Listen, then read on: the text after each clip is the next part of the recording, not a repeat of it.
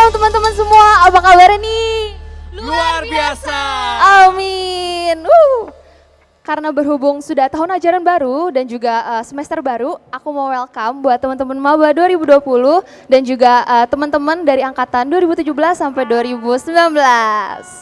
Oke, jadi puji syukur karena sampai pada hari ini dan sampai detik ini kita masih diberikan kesehatan dan kita masih bisa tetap kuliah online walaupun menggunakan via online ya.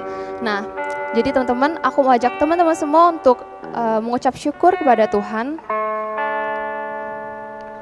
Tuhan, kami bersyukur dan berterima kasih Tuhan untuk segala berkat tuntunan Tuhan dalam hidup kami.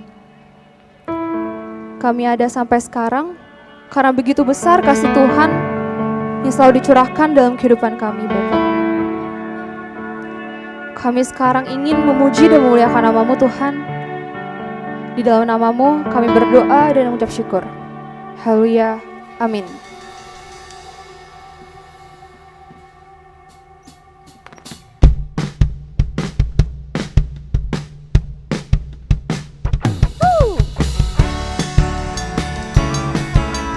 Yang menikmati kasih Tuhan boleh tepuk tangannya.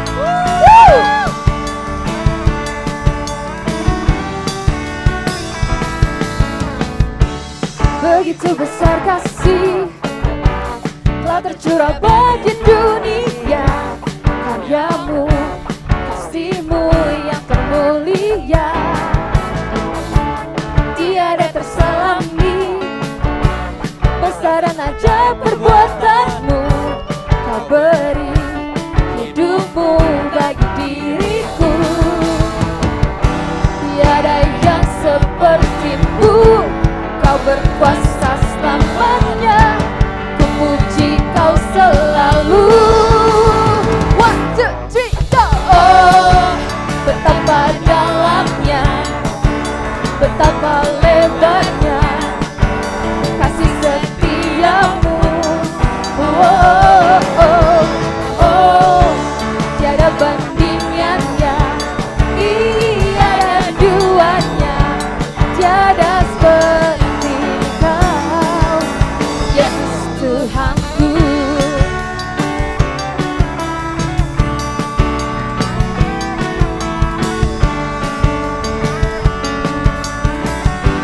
Begitu besar kasih, begitu besar kasih telah tercurah bagi dunia, karya-Mu, kasih-Mu yang termulia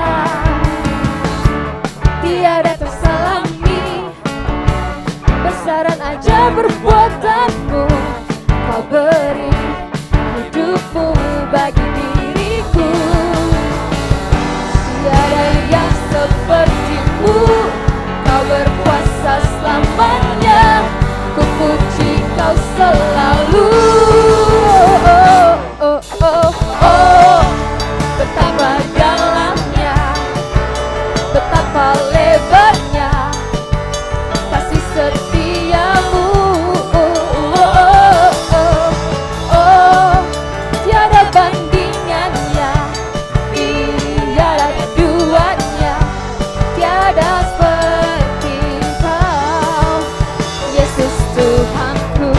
Anugerah-Mu selalu baru, Anugerah-Mu selalu baru. tiada berkesudahan. Oh, betapa dalamnya, betapa lebarnya kasih setia-Mu. Oh, oh, oh, oh, oh, tiada bandingannya, tiada duanya, tiada seperti Kau, Yesus Tuhan. Oh, betapa dalamnya, betapa lebarnya kasih setia-Mu. Oh, oh, oh, oh, tiada bandingannya,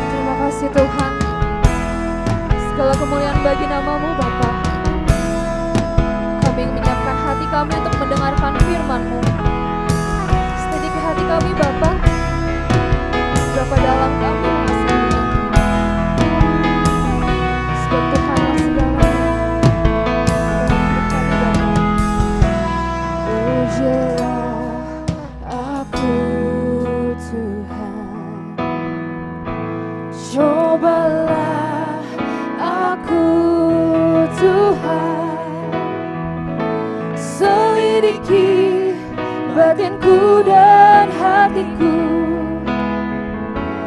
mataku tertuju padamu. Aku cinta padamu Tuhan, aku rindu hadiratmu Tuhan, aku ingin selalu dekat padamu, menikmati kehadiratmu.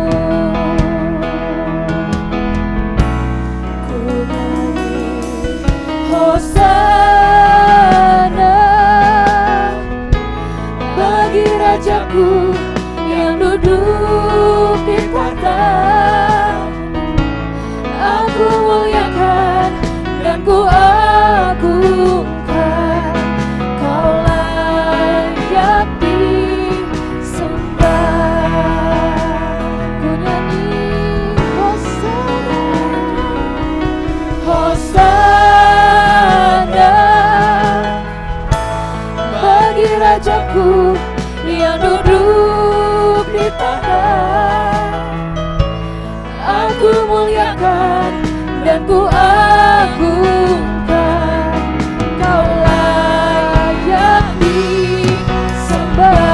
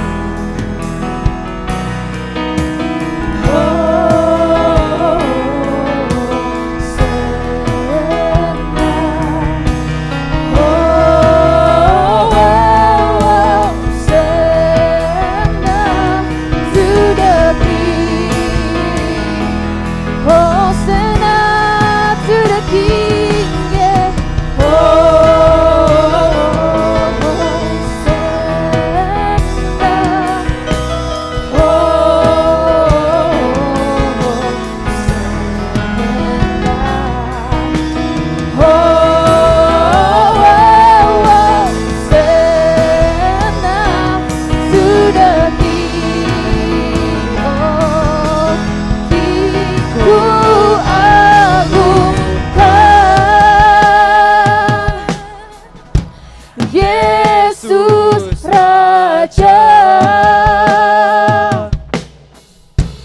Dia berkuasa dan layak disembah. Ku agungkan Yesus Raja, Yesus Raja, Dia berkuasa,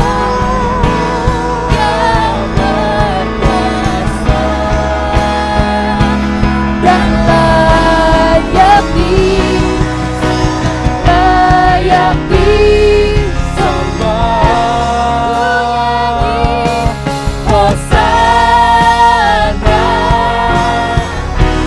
bagi Rajaku yang duduk di tahta. Aku muliakan dan ku agungkan, Kau layak disembah. Kau layak disembah. Kau layak disembah. Kau layak disembah.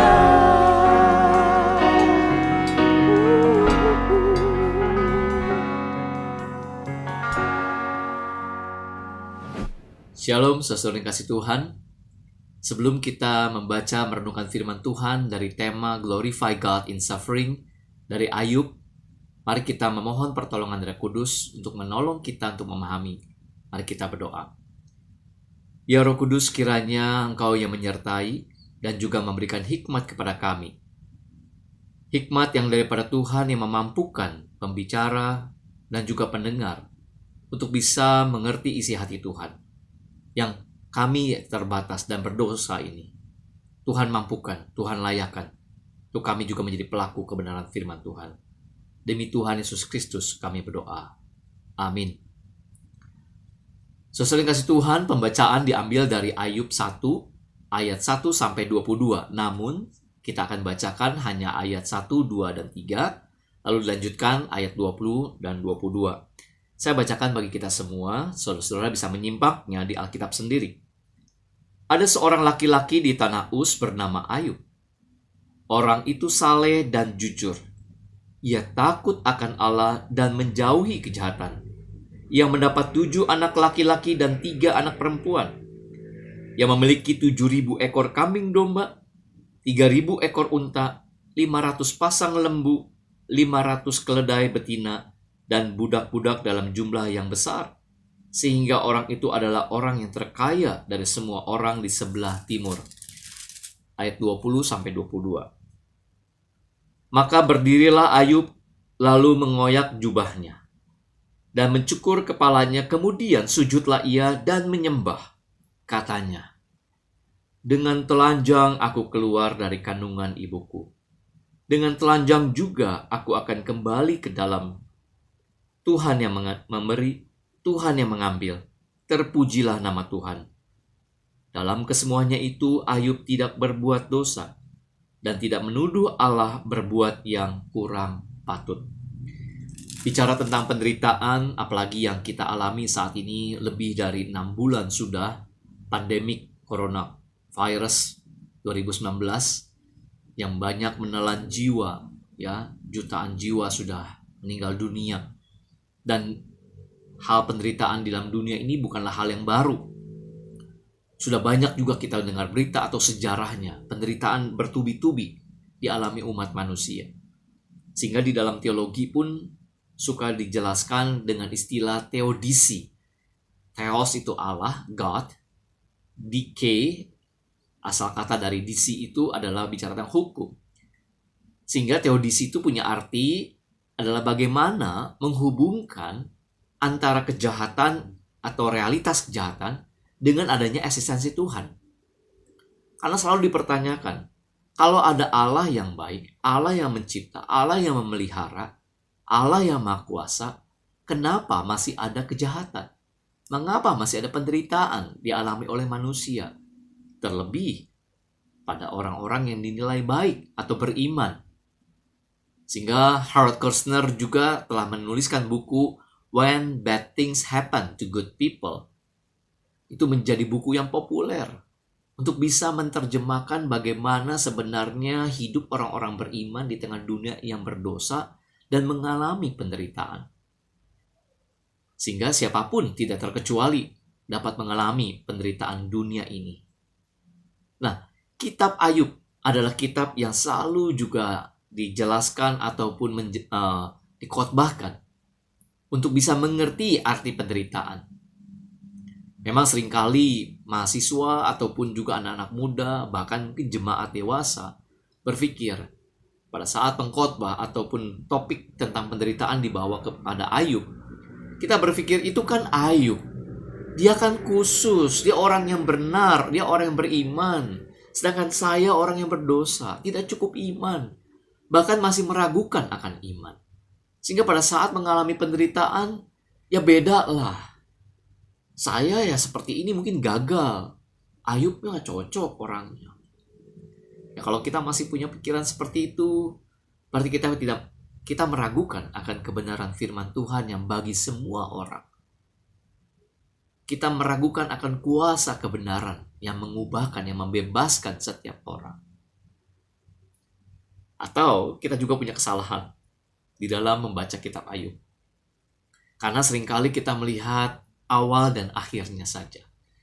Awal Ayub, orang yang kaya raya. Orang yang begitu dicatat dengan baik, bahwa dia orang yang takut akan Allah, mendapatkan berkat begitu. Orang yang begitu diberkati oleh Tuhan dengan kekayaan. Lalu penderitaan dialaminya. Tetapi kita skip langsung pada akhir dari kehidupan Ayub. Ternyata Tuhan berikan berlimpah-limpah lagi kekayaannya. Sehingga kita seringkali mengatakan, oh iya, saya akan mendapatkan kesuksesan lagi. Pokoknya indah pada waktunya. Sehingga kita berspekulasi pada saat kita mengalami penderitaan atau orang lain mengalami penderitaan, kita berkata seperti ini, bersabar saja. Tuhan punya rencana. Segala sesuatu pasti ada alasannya. dan indah pada waktunya. Ya, jawaban itu tidak salah, saudara. Betul. Tetapi justru kita ingin mencoba memahami penderitaan itu seperti apa. Penderitaan yang kita alami bersama Tuhan. Apa maksud Tuhan mengizinkan itu terjadi sehingga kita bisa bertumbuh iman kita. Kita semakin teguh iman kita. Berkaitan dengan tema besar dari persekutuan spiritual growth di UPH ini. Resilience. Keteguhan iman. Dan membahas tentang tokoh Ayub ini. Dari kitab Ayub ini. Jadi kitab Ayub adalah kitab yang konteksnya setidaknya mirip dengan penderitaan yang kita alami. Tetapi bedanya apa? Ayub hidup di zaman yang belum ada Taurat. Dan banyak menafsirkan kitab Ayub itu ada di zamannya, atau Ayub hidup di zamannya Abraham. Zaman yang banyak orang yang juga belum ada namanya orang Israel, orang pilihan. Sehingga literatur Ayub itu pun boleh dikatakan adalah literatur kuno yang pertama di dalam Perjanjian Lama. Yang pertama kali dituliskan. Tetapi disusun setelah kitab-kitab sejarah. Tawarik atau Raja-Raja Tawarik, Ezra, Nehemia, dan kitab Esther. Dan di mana kitab-kitab itu yang tadi sejarah menceritakan tentang kehidupan orang Israel yang dihukum Tuhan sehingga dibuang ke Babel. Dan kembali lagi ke Yerusalem, ke Yudea. Dan ada kitab Esther yang dalam kanon sempat diragukan. Kenapa? Karena tidak ada kata Tuhan di dalamnya. Tapi akhirnya diterjemahkan. Kitab Esther ini pun adalah bagian kanon pernyataan Allah untuk menyatakan kebenarannya. Bahwa Allah pun tetap memelihara umatnya. Meskipun tidak ada kata Tuhan di dalamnya. Lalu dilanjutkan dengan kitab Ayub. Penuh penderitaan, sehingga setiap orang waktu melihat kehidupan yang begitu menderitanya, betul bisa jadi karena dosa, tapi belum tentu itu karena dosa. Nah, kitab Ayub ini mengajarkan kepada pembacanya bahwa setiap orang di dunia ini akan mengalami penderitaan, tetapi bagaimana respons atau juga seperti orang apa mengalaminya. Di zamannya Ayub seringkali konsepnya retribusi. Orang yang baik, orang yang beriman pasti mendapatkan berkat. Orang yang berbuat jahat atau yang bersikap buruk pasti mendapatkan kecelakaan atau penderitaan. Makanya tidak heran pada saat Ayub mengalami penderitaan, teman-temannya mengatakan pasti Ayub pada dosa. Sama mungkin seperti kita saat ini. Ya, mungkin mahasiswa, ya, terutama pada saat mau ujian, begitu ya. Sebelum ujian berlangsung, berbondong-bondong ke gereja, rajin beberapa minggu sebelum ujian itu, memohon berkat Tuhan, bersikapnya baik sekali. Agar supaya apa? Supaya Tuhan memberkati dengan nilai yang bagus.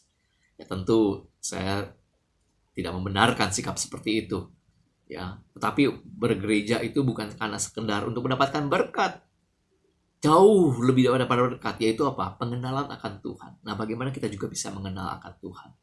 Nah, bagian yang pertama, kita belajar daripada kitab Ayub ini, dicatat bahwa di dalam ayat 1, ia adalah orang yang saleh dan jujur, takut akan Allah dan menjauhi kejahatan. Ternyata Ayub mengalami penderitaan. Jadi poin pertama di sini saya mengajarkan buat kita semua, bahwa menjadi baik tidak mencegah penderitaan masuk dalam kehidupan kita. Menjadi orang beriman apalagi tidak menghindarkan kita dari penderitaan yang ada di dalam dunia ini. Saleh dan jujur, dalam terjemahan Alkitab yang lain dituliskan, this man was blameless and upright. Ada juga diterjemahkan sebagai a man of perfect integrity. Orang yang dengan integritas yang sempurna. Itu secara moral dituliskannya. Barangkali orang juga bisa menjelaskan dengan logis bahwa orang yang bermoral baik pasti sikapnya baik dan disenangi orang banyak. Kalau mendapatkan berkat wajar. Tetapi justru penderitaan dialami oleh Ayub. Itu secara moral. Secara sosial jelas dia juga disukai dan dikatakan dia adalah orang yang terkaya dari semua orang di sebelah timur.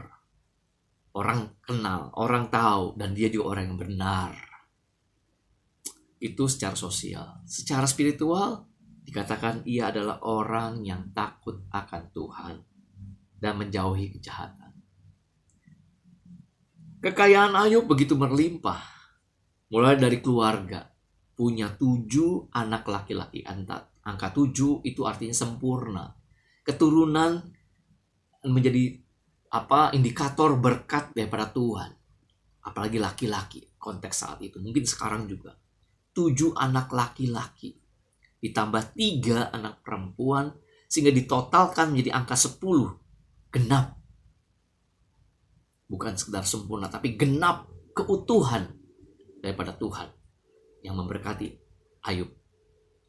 Lalu dicatat di sini dikatakan ada 7.000 ekor kambing domba. 7.000. 7 itu tadi sempurna. 7.000. Wah, kekayaan luar biasa berlimpah. Ditambah lagi 3.000 ekor unta. Itu seperti alat transportasi. 3.000, bayangin itu berapa jumlah taksi barangkali. Ya, mungkin zaman itu bisa dibuat seperti go onta, ya, bukan go yang lain, ya, onta. Wah, alat transportasi yang cukup kuat untuk di padang gurun, gitu. Dan 3.000 dia punya. Kalau disewakan, wah, kelipat untungannya luar biasa begitu.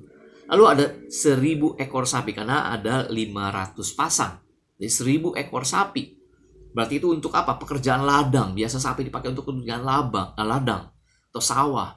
Sehingga untuk makanan berlimpah juga. Dan 500 ekor keledai betina.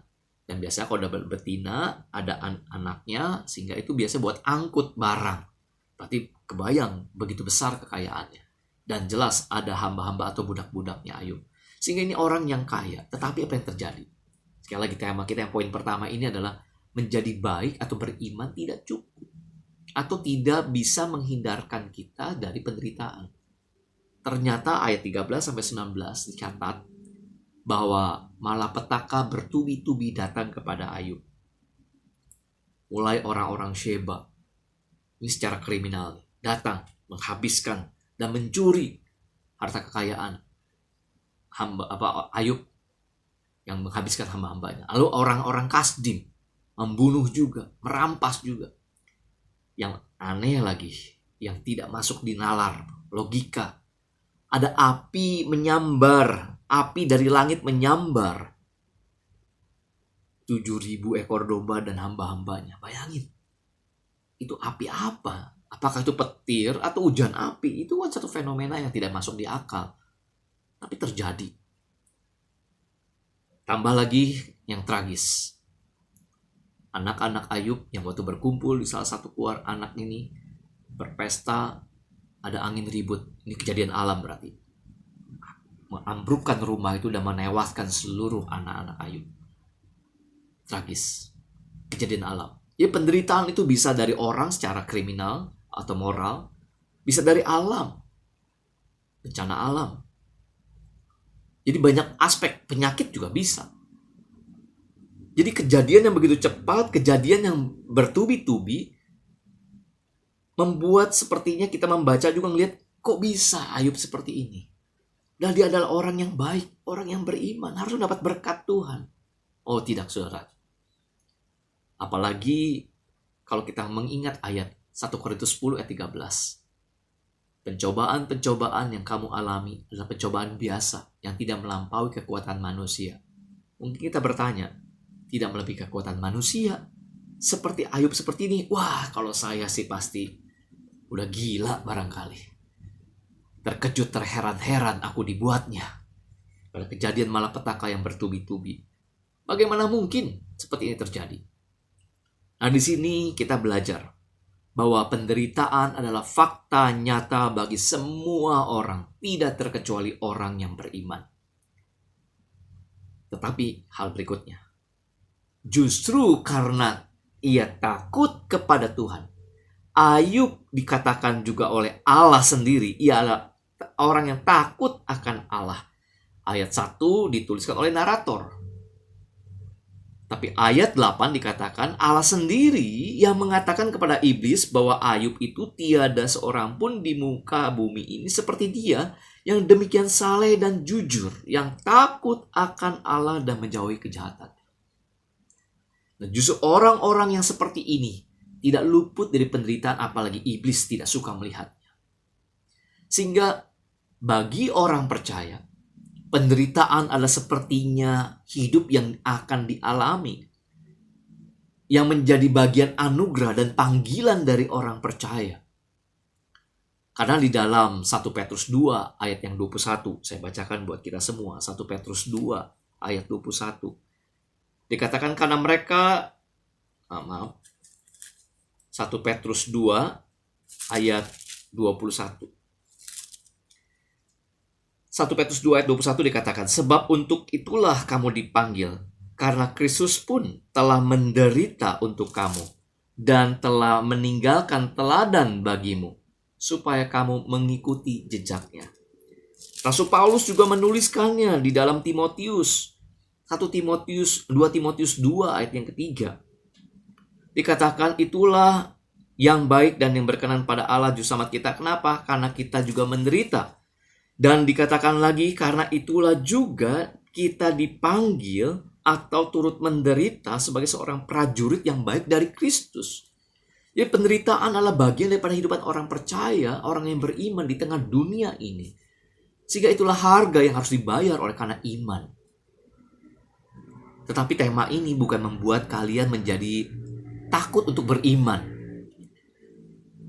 Bukan. Karena iman itu pun adalah anugerah Tuhan. Berarti Tuhan sudah memampukan kita.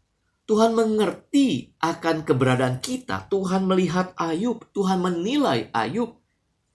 Berarti ia tahu kekuatan dalam menghadapi penderitaan. Sekalipun kita mengatakan, aduh iman saya kecil.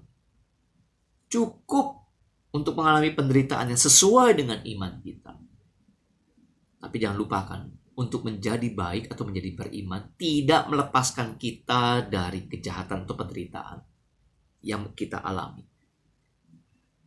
Dan penderitaan itu adalah bagian daripada kasih karunia Tuhan. Dan satu proses untuk kita bisa bertumbuh iman. Jadi jangan merasa cukup untuk kita menjadi orang baik atau beriman. Kita harus teguh imannya. Kita harus berbuah imannya. Sehingga kitab Ayub ini pun boleh menjadi kesaksian yang nyata bagi orang-orang beriman. Orang-orang Israel khususnya saat itu. Bagi pembaca mula-mula. Untuk mereka mengerti ada Allah yang memberkati Ayub dengan keteguhan iman. Hidup takut akan Allah di tengah zaman, di tengah orang yang tidak mengenal Tuhan. Itu bagian yang pertama. Bagian yang kedua. Tidak ada satupun kejadian yang luput dari perhatian dan pemeliharaan atau kendali Tuhan.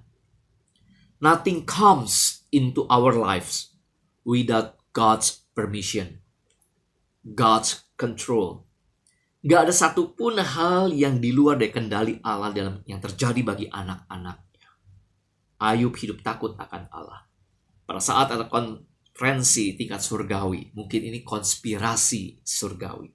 Karena saat ada malaikat yang berkumpul, tapi datanglah juga malaikat jahat yaitu iblis. Dan Tuhan menegur, iblis, dari mana saja engkau? Allah bertanya. Nah, ini tidak menjadi debat teologis, kan Allah Maha tahu. Kok Allah nanya kepada iblis? Ya, ini satu percakapan, ya. Bagaimana, dari mana engkau? Lalu dikatakan, bagaimana keadaan Ayub? Pada saat iblis mengatakan, aku dari traveling, aku berjalan berkeliling. Bagaimana? Apakah engkau memperhatikan hambaku Ayub? Berarti Allah pun tetap memperhatikannya. Nah, Allah kenal Ayub secara pribadi kedalamannya, karena ia adalah Allah sang pencipta. Iblis mengamatinya. Tetapi poinnya adalah, Ayub belum kenal siapa Allah secara pribadi. Karena di pasal 42 kitab Ayub itu dituliskan, ini ayat jadi kesimpulan dari kitab Ayub. Dari orang saja aku kenal engkau. Tetapi saat ini aku mengenal dengan mata kepalaku sendiri siapa engkau. Berarti pada saat Ayub mengalami penderitaan dan Allah izinkan Berarti ada satu hal juga yang Tuhan mau buat untuk kita kenal akan Allah. Di tengah zaman yang punya prinsip retribusi, kalau baik dapatkan berkat, kalau buruk mendapatkan penderitaan. Pandemi COVID-19 ini juga seringkali ada yang mengatakan, oh ini adalah tentara Allah yang maha besar yang dikirim kepada orang-orang jahat untuk tobat. Oh belum tentu. Toh buktinya semua orang kena. Tidak terhindar orang yang beriman pun kena virus corona ini. Tetapi poinnya adalah takut akan Allah ini. Ayub takut akan Allah. Sehingga Allah mengizinkan kejadian terjadi. Untuk apa? Untuk bisa mengukur bagaimana iman Ayub, ketakutan Ayub akan Allah itu takut akan Allah itu bertambah di dalam personalnya Ayub. Karena iblis meragukan integritas Ayub. Kenapa? Karena iblis mengatakan, karena engkau yang memelihara Ayub dengan segala harta benda, punya segala-galanya, makanya Ayub bisa beriman. Tuhan bilang, oke, silakan. Engkau bisa ambil semuanya, tapi nyawa, satu hal, hanya nyawanya jangan. Itu masih dalam kendali Allah. Iya, harta benda Ayub akhirnya diambil semuanya. Yang tadinya iblis berkata, itu yang menjadi support sistemnya Ayub untuk takut akan Allah. Kalau kata iblis keliru. Sekali lagi, walaupun kejadian dialami orang beriman, Allah ada dalam kendali. Dan pada saat kendali itu berarti ada waktunya Tuhan. Berkaitan dengan proses pembentukan Tuhan atas umatnya. COVID-19 ini, pandemik ini, belum selesai. Tapi Tuhan berdaulat. Tuhan tetap pegang kendali. Dan kita sebagai orang percaya, semakin kenalkah Tuhan. Jadi apapun yang terjadi itu atas izin dan kendalinya Tuhan. Poin yang ketiga. Ini ayat yang terkenal yang tadi kita sudah bacakan di ayat yang 21. Dengan telanjang aku keluar dan seterusnya. Ini adalah pembelajaran buat kita. Kesulitan bertambah atau penderitaan yang bertubi-tubi dialami Ayub. Justru keteguhan iman Ayub bertambah. Faktanya apa? Mari kita lihat ayat yang ke-19. Ayat yang 20. Maka berdirilah Ayub, lalu mengoyak jubahnya, dan mencukur kepalanya. Kemudian sujudlah ia dan menyembah. Setidaknya ada 5 kata kerja yang dicatat di dalam ayat yang 20 ini. Dalam satu ayat ini ada 5 kata kerja. Berdiri. Dia berani untuk menunjukkan diri eksistensi di hadapan Tuhannya. Dia koyakan bajunya. Kata berdiri itu dengan teguh. Padahal dia terpuruk oleh karena kejadian yang bertubi-tubi. Tapi dia berani untuk berdiri. Dan dia mengoyakkan jubahnya. Itu artinya dengan segala kehinaan, ketelanjangan dia mau menunjukkan, ini aku. Dia mencukur rambut kepala. Rambut kepala itu tujuannya adalah untuk menunjukkan tentang kehormatan, kemuliaan seseorang. Wah, mohon maaf, ini saya bukan hasil cukur, artinya saya sedang berduka. Tapi inilah model, ini aslinya saya, begitu saudara-saudara kasih Tuhan. Tapi mencukur rambut saat itu adalah menunjukkan tentang kedukaan, kemuliaan yang hilang, yang dia relakan itu semua. Dan setelah berdiri dan mencukur rambutnya dengan berdiri, lalu sujud di tanah. Dan menyembah, artinya menyembah apa? Mukanya sampai ke tanah. Ini adalah satu sikap hidup yang orang beriman yang makin teguh. Ayub lebih kencang memegang Allah yang tidak terlihat pada saat bertubi-tubi penderitaan dia alami, daripada ia memegang harta bendanya dan anak-anaknya yang ia lihat dan ia miliki, lalu diambil. Nah, bagaimana kita saat ini? Apakah kita memegang teguh harta benda? Berarti harta benda itu menjadi tuan atas hidup, menjadi berhala, menjadi Allah atas hidup. Ini satu pengujian. Apakah Allah menjadi Allah yang hidup, Allah yang berkuasa satu-satunya dalam kehidupan kita? Atau jangan-jangan harta benda atau keluarga menjadi berhala kita? Ayub justru bertindak dengan tepat. Dia memiliki iman, dia memiliki keteguhan iman, makin bertambah. Dia berdiri, mengoyak jubahnya, mencukur rambut kepalanya, bersujud di tanah, menyembah, muka menyentuh tanah. Menyentuh tanah artinya benar-benar rata dengan tanah di hadapan Allah yang berdaulat. Menyentuh tanah memiliki arti juga keberserahan kepada Tuhan, oleh karena ia tidak memiliki apa-apa. Matius 5 ayat yang ketiga. Saudara juga bisa membuka dan membacanya. Matius 5 ayat yang ketiga.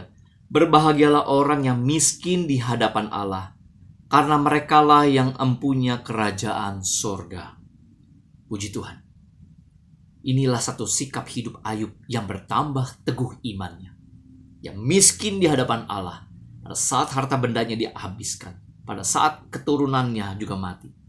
Dia katakan, dengan telanjang aku datang dalam dunia ini. Dengan telanjang juga aku kembali kepada Allah. Rasul Paulus juga di dalam 2 Korintus 12 ayat 9 berkata demikian. Dalam kelemahan justru kuasa Allah nyata. Tuhan mengatakan, cukuplah kasih karuniaku. Sebab Paulus juga mengatakan, sebab itu aku lebih suka bermegah atas kelemahanku, supaya kuasa Kristus pun turun menaungi aku.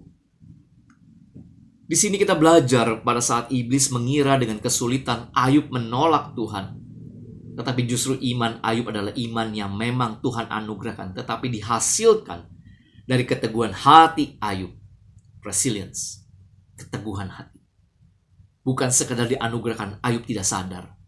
Tapi justru Allah menganugerahkan Ayub diuji untuk menyatakan keteguhannya, dan semakin teguh Ayub itu. Langkah atau bahkan tidak pernah kita menjadi tuan atas peristiwa-peristiwa yang kita alami. Peristiwa itu burukkah atau baikkah? Kita tidak pernah menjadi tuan.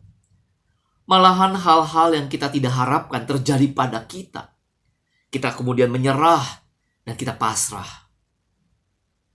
Padahal kita bertanggung jawab atas respons yang kita tunjukkan terhadap kejadian itu. Kepada siapa kita tunjukkan? Bukan untuk diri kita, melainkan Allah. Sama seperti Ayub. Ia takut dan semakin takut akan Tuhan. Ada 3 pertanyaan buat kita semua. Yang pertama, apakah dengan kesulitan yang bertambah-tambah, keteguhan imanmu, keteguhan iman kita makin bertambah-tambahkah? Yang kedua, apakah kesulitan semakin bertambah-tambah, justru keteguhan iman kita makin berkurangkah? Yang ketiga, apakah waktu kesulitan semakin berkurang-kurang, keteguhan iman kita makin bertambah-tambah?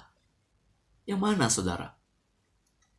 Apakah pada saat kesulitan semakin bertambah-tambah, yang kita alami bertubi-tubi, apakah membuat keteguhan iman kita bertambah? Memang seharusnya seperti ini. Itulah kita akhirnya memuji Allah. Memuji Allah bukan karena kebaikan yang kita alami, kebaikan Allah yang kita alami, tapi kedaulatan Allah yang tetap ia adalah Allah yang berdaulat.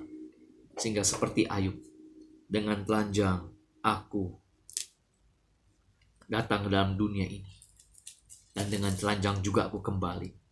Bahkan dikatakan, terpujilah nama Tuhan. Ia memuji di tengah penderitaannya. Ini baru bagian pertama, saudara yang kasih Tuhan. Nanti di pasal 2 ada lagi penderitaan yang dialami lagi. Belum cukup sampai situ. Konspirasi terjadi masih dialami oleh Ayub. Sehingga itu pertanyaannya. Sehingga dalam pembelajaran kita hari ini, dalam renungan kita hari ini, ada 3 hal yang saya berikan kepada kita semua. Bahwa yang pertama, memiliki sikap yang baik tidak berarti kita lepas dari penderitaan. Menjadi baik atau beriman tidak cukup. Tidak cukup mampu membuat kita lepas dari penderitaan. Penderitaan akan selalu ada kita alami di tengah dunia yang sudah berdosa ini. Nah, itu poin yang pertama. Yang kedua, bahwa segala sesuatu yang kita alami tetap ada di dalam kendali Allah. Apakah yang kita senangi ataupun kita tidak duga dan kita tidak sukai, tetap itu dalam kendali Allah, atas izin Allah. Allah yang berdaulat atas kehidupan kita. Dan yang ketiga, pada saat kesulitan, penderitaan makin bertambah, seharusnya keteguhan iman kita bertambah. Jadi bagaimana caranya supaya keteguhan iman kita bertambah? Belajar firman Tuhan. Belajar keteladanan daripada Kristus. Karena itulah yang Kristus nyatakan. Sama seperti Rasul Petrus katakan tadi. Dalam 1 Petrus 2 ayat yang ke-21. Ia telah meninggalkan jejak. Ia telah meninggalkan teladan. Untuk kita hidup beriman kepada Tuhan. Sehingga seperti Ayub. Yang meskipun di ending atau di akhir hidupnya dia mendapatkan berkat kembali. Tapi ada tokoh-tokoh lain dalam Alkitab. Stefanus contohnya. Rasul Paulus, Petrus, dan para rasul lain. Dan juga seperti yang dituliskan Ibrani pasal 11. Saksi-saksi iman.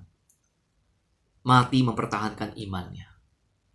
Tapi justru itulah keteguhan iman semakin nyata dan menjadi kesaksian yang indah. Yang memberi buah yang nyata bagi dunia ini. Sudahkah kita juga memberi kesaksian dari iman kita pada saat kita mengalami penderitaan? Pembelajaran yang dilakukan secara dalam jaringan tidak ideal. Tetapi kita harus jalani ke depan. Dan apakah pada saat ketidakidealan pembelajaran itu kalian jalani, tetap iman bertumbuh secara ideal atau terpuruk? Pada saat ekonomi terjadi juga hal yang buruk kita alami, apakah tetap kita beriman? Beriman teguh seperti Ayub. Tetap percaya pada Allah yang menjadi kendali atas kehidupan kita. Kendali atas dunia ini. Seperti lagu Allah kuasa melakukan segala perkara. Ia atur segala zaman.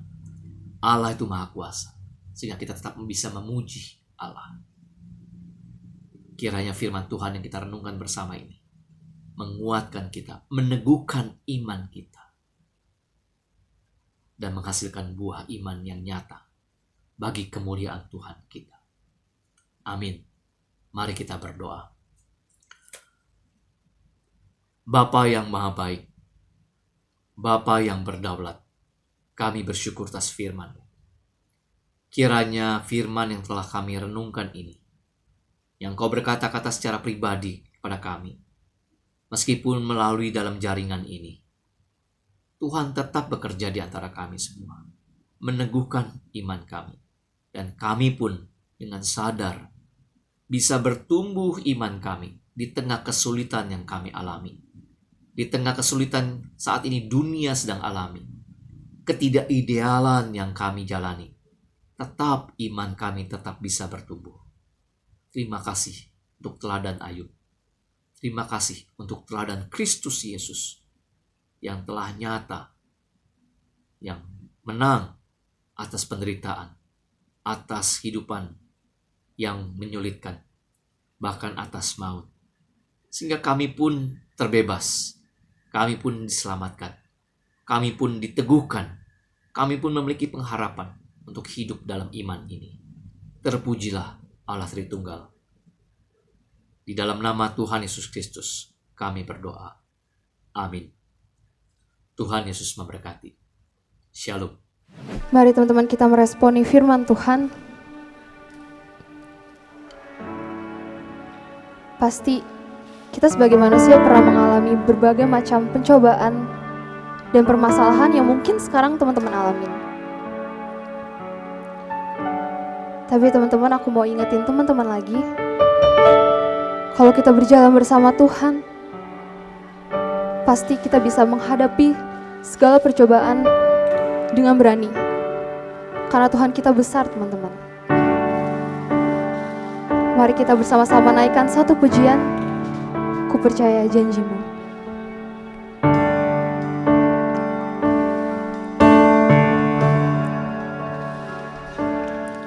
Saat ku hancur hati, ku datang padamu. Kau beri kekuatan dan beri penghiburan. Saat tak seorang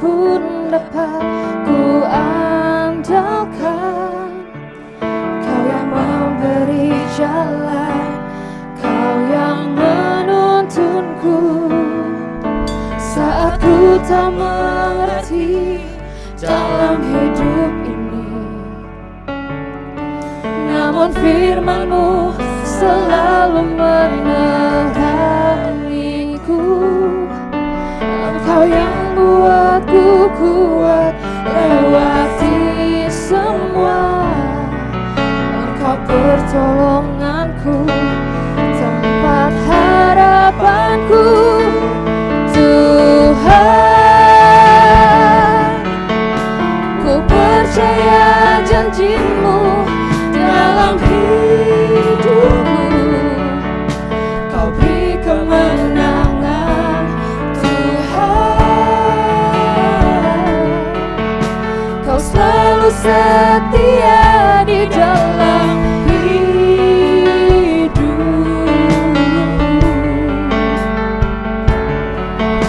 berharga bagiku, Kaulah jaminanku dalam hidupku.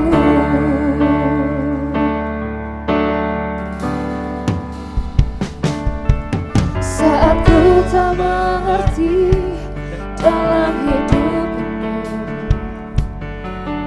namun firman-Mu selalu menyertangiku. Engkau yang buatku kuat lewati semua. Engkau pertolonganku, tempat harapanku. Tuhan, ku percaya janji-Mu dalam hidupku. Kau beri kemenangan, Kau selalu setia di dalam hidupku. Kau berharga bagiku, Kaulah jaminanku dalam hidupku. Oh, oh, oh Tuhan, ku percaya janji-Mu dalam hidupku. Kau beri kemenangan, Tuhan. Kau selalu setia di dalam hidupku. Kau berharga bagiku, Kaulah jaminanku dalam hidupku.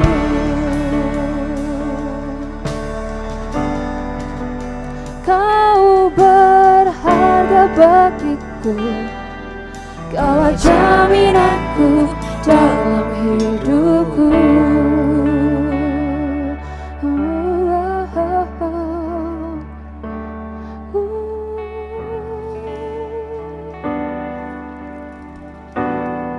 Bapak, terima kasih untuk ibadah hari ini ya Bapak. Kami mengucap syukur dan berterima kasih Bapak,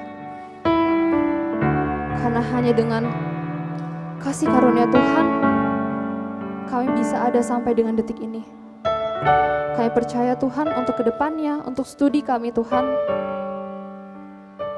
kami taruh ke dalam tangan Tuhan. Kami percaya Tuhan, Tuhan mengurapi setiap dari kami, agar kami selalu dipakai untuk memuliakan nama-Mu Bapa. Terima kasih Tuhan. Terima kasih Yesus. Hanya di dalam nama-Mu kami berdoa dan mengucap syukur. Haleluya. Amin.